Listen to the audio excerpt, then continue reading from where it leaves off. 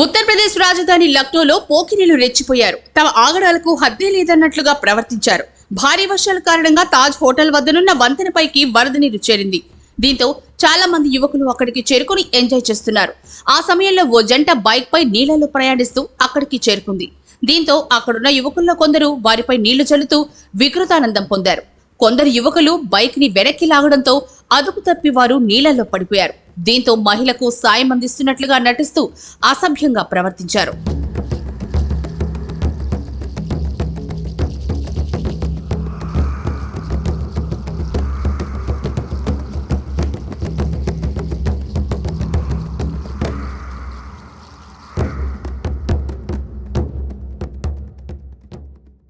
ఈ విషయం తెలుసుకున్న పోలీసులు వెంటనే అక్కడికి చేరుకున్నారు.